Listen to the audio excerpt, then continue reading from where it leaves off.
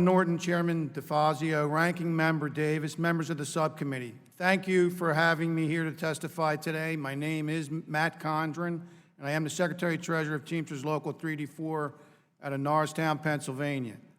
I also work as a member of the First Student National Master Agreement Negotiating Committee for the Teamsters, where I set up national contracting goals and policies for Teamster school bus drivers across the country.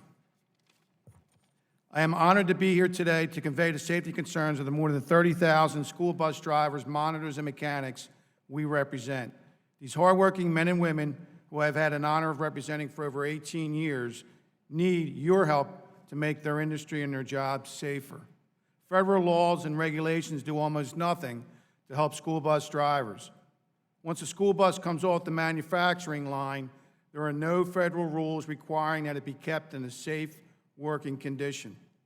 Many people are shocked to learn that the U.S. government plays almost no role in setting minimum standards for school bus operations in our country. This is a recipe for disaster. Private companies whose business is to make money or small school districts strapped for cash are often left to decide whether investing in safe drivers and new buses is a smart financial decision instead of whether it is the right one. This should never be just a dollars and cents calculation. It should be based on what is safest for our children each and every time. In my view, many of these problems come down to the lack of rules governing school bus operations across the country. The privatized school bus industry gives us a perfect example of this. Almost 1/3 of school bus operations in this nation are privatized, but there are no national standards dictating what an unsafe and unreasonable bid by a private contractor to do this work is. Almost any bus company can come off the street and make a bid to take your kids to school. Oftentimes, this means that small mom-and-pop bus companies who don't have the money to invest in new buses or don't pay the drivers enough to keep qualified people in the driver's seat will come in and offer way less than they should to do this work. You may think that no school district would accept this kind of offer, and I wish you were right, but in many cases, school districts are forced by law to accept the lowest bid they receive. And for cash-strapped school districts, saving money anywhere, they can be appealing no matter what the long-term cost. This practice also puts safe and responsible carriers who are trying to do the right thing at a disadvantage.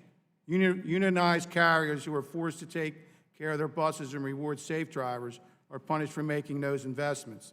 They are undercut by companies who don't invest in things that every bus company should be forced to invest in: proper maintenance of their buses, paying drivers a decent wage so that good drivers will stick around from year to year, and more. Safety shouldn't be open for competition. It should be something that every school district has to invest in no matter what. So what can Congress and the federal government do to fix this? You can make sure there are basic standards in place so that no school district falls through the cracks. When companies bid on a job, you should make sure they actually have enough buses to do the work. When they don't, kids are taken to school in overcrowded vehicles, sitting in the aisles and on top of each other, putting them in an enormous danger. If there is a crash or even a sharp turn on a windy road, you need to make sure that anyone bidding on a bus route has a real maintenance program in place so the kids aren't being taken to school on a bus with a broken stop sign, bald tires, broken mirrors, brakes that have never been inspected, or worse. You need to make sure that companies have real driver training programs in place so that a driver who just got his CDL and has never driven a day in his life knows the basics of what to do and what not to do when there are 50 screaming children in the back of their bus. And most importantly, you need to make sure drivers get a decent wage and real benefits so that good, safe drivers want to do this job, and once they are here, they stay here. The people we ask to drive our children to school are some of the lowest paid professionals drivers in this country. They make a national median wage of $16 an hour and usually don't get to work 40 hours in a week. They only get paid for 9 months a year, unlike other school employees. Many of them can't afford to take a day off if they are too sick to drive, and oftentimes they'll be reprimanded or fired if they do. Many drivers need to work multiple jobs just to make ends meet, so they're exhausted when they show up to drive their route. Is that how you want someone who is driving your kid to school to be treated? The lack of federal oversight of even the most basic safety standards for school bus drivers puts us all at risk. It's time for Congress to take the lead and drive up standards in this industry so that no child is put in harm's way on their way to school. Thank you, and I look forward to your questions. Thank you, Secretary Condron. I was amazed to see that so many